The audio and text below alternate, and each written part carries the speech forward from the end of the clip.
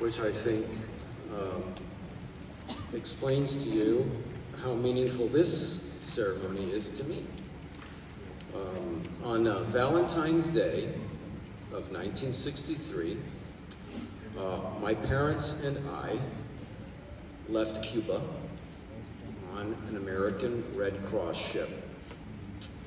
And unbeknownst to them, it would be the very last time they would ever see their home country, the country of their birth.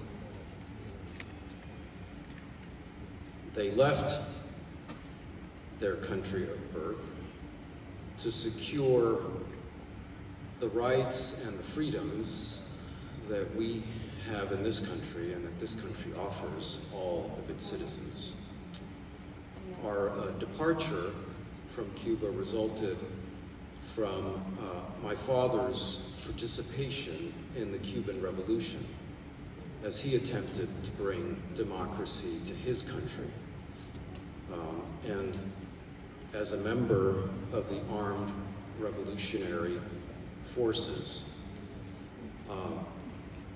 he became dissatisfied once that government that displaced the prior dictator took office. The promises that had been made to him and others who fought in that revolution were never fulfilled and have never been fulfilled to this day. The rights that are preserved in our Constitution aren't, as I'm sure many of you know, are not enjoyed by all people in this world. My father's open criticism of that new government led to his arrest, imprisonment, and near death by firing squad. While unexpectedly out of prison and awaiting trial for acts and crimes he did not commit, the United States granted our request to emigrate. We arrived in Florida with nothing more than the clothes that we wore. My father was 41 years old. He did not speak a word of English. He had a 6th grade education. My mother had a high school degree. And they came to this country to be free, not to be materially successful, but to enjoy the rights and the freedoms that the founders of this country created, preserved, and have been preserved through the innumerable sacrifices of too many generations of Americans since the founding of this great country. My father, during his many years here, he ended up living in this country until the age of 95. He lived here longer than he lived in his home country, in Cuba, as did my mother, who passed at 86. My father worked in factories. He delivered milk. He drove a milk truck back in the day when milk was delivered to people's homes. He drove a school bus for many years, taking children to school. He worked as a janitor in offices, in car dealerships. My mother worked off and on for many years as a telephone operator. They had honest, respectable jobs, and they took great pride in living in this country. And like what you all did, I became a citizen as a child, as a 10-year-old. So our path to citizenship, like I'm sure yours, has taken some years. But I will never forget when the 3 of us became citizens. My parents went first, and were sworn in at a ceremony like this, and I was later sworn in as still a child by an immigration official at the immigration offices. I'll never forget that day. I too walked out with a little flag. And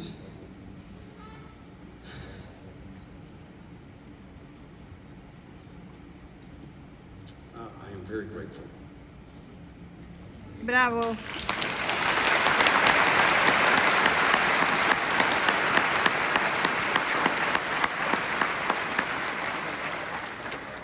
So remember that you are now part of the American dream. My story is, I'm sure, not remarkably different than the stories that many of you. There are over 500 new citizens today in this room from 60 countries. You represent our future. You represent what America is all about. America is a land of citizens from other places. And we have made this good country, all of us. So I look forward to working with you to continue to make this country great. Remember to exercise your rights. The right to vote, which you now have as of this day, defines us. There are too many countries, including the one that I come from, where no free and public elections have been held. You get to decide the future course of our nation. Don't let an election go by where you do not make the effort to vote by mail, in person, whatever it takes. Cast your vote. Help direct and guide the future of this great country. And it's only through civic engagement that we've been able to preserve it for more than 200 years. I am delighted for each and every one of you. I am proud of you. I know your family members are proud of you. And I look forward to the many dreams, uniquely American dreams that will be fulfilled in the years to come. So, God bless each of you.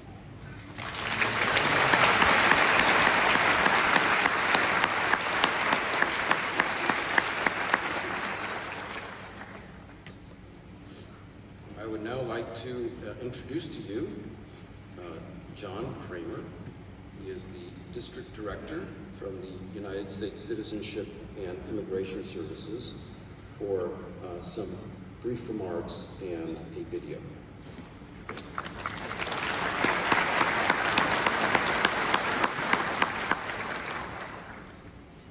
Thank you, Judge I.N.J. Ocha. On behalf of the Department of Homeland Security and Secretary Mayorkas and all of the women and men of the United States Citizenship and Immigration Service, we offer congratulations to you.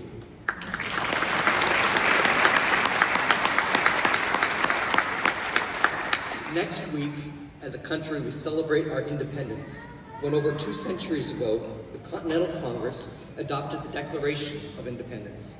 Our founders declared their independence from Great Britain and proclaimed to the world that all are created equal and endowed by their Creator with certain unalienable rights, and among those are life, liberty, and the pursuit of happiness. In the words of that declaration, they became the foundation of our country and have consistently guided the United States as we have grown and prospered. These words have become a beacon of hope and opportunity to millions around the world. But those predecessors who wrote those words give us one of the earliest examples of our nation's democracy in action, the idea that through debate and discussion, every citizen has a voice, and that we all can shape America's future. And now you, as our newest citizens, have the opportunity to voice your opinions and contribute to the well-being of our country. In the last century, there was a movement to let women vote. Women's rights leader and abolitionist Susan B. Anthony pointed out that in the Declaration of Independence, it said that governments get their powers from the consent of the governed, and that women should also have the right to vote. She said, how can the consent of the governed be given if we don't have the right to vote? There was a fight, and women earned the right to vote. So what does that mean for us today? It means that we continue to vote and give our consent. It means that today you join with the rest of the people in the United States that are citizens, and that you now have a say in how we are governed. What makes for good consent? How do all of us reach agreement on how to be governed and how to govern ourselves? I know for certain that it takes two things: being open and being honest. Open in the sense that you do not shy away from participating and saying what you think.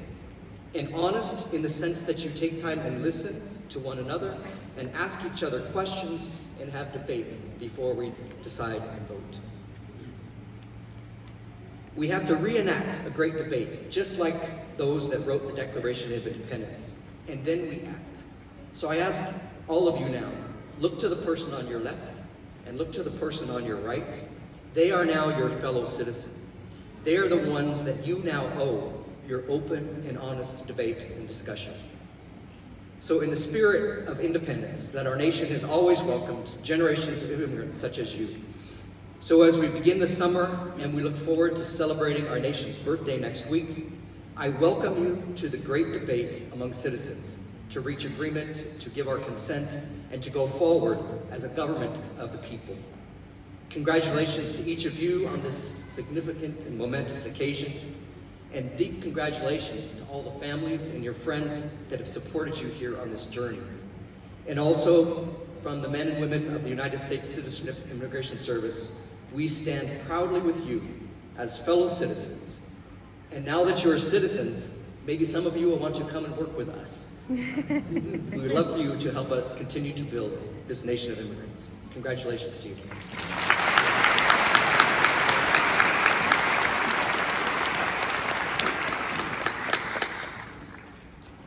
All right, our Fellow court. Americans, Sir. thank you for choosing us, believing that America is worthy of your aspirations. Every immigrant comes from America from different circumstances and for different reasons, but you all have one thing in common: courage. The courage it takes to sacrifice and make this journey. The courage to leave your homes, your lives, your loved ones, and come to a nation that is more than just a place, but rather an idea. An idea that where everyone is created equal and deserves to be treated equal. The idea that we have as a nation, and we can define America in one word: possibilities. Possibilities since its founding. That very idea has been nurtured, enriched, and advanced by the contributions, sacrifices, and dreams of immigrants like you, and immigrants like my own ancestors from Ireland, like generations of our fellow Americans. And today, you've earned a new title equal to that of an American president. The title I'm most proud of: citizen of the United States of America. I look forward to standing with you as you embrace your new rights and responsibilities, as you build your lives and legacies here, as generations have done before you in this great nation of immigrants. So welcome, my friends. Welcome, my fellow Americans. Welcome. May God bless you all, and may God bless the United States of America.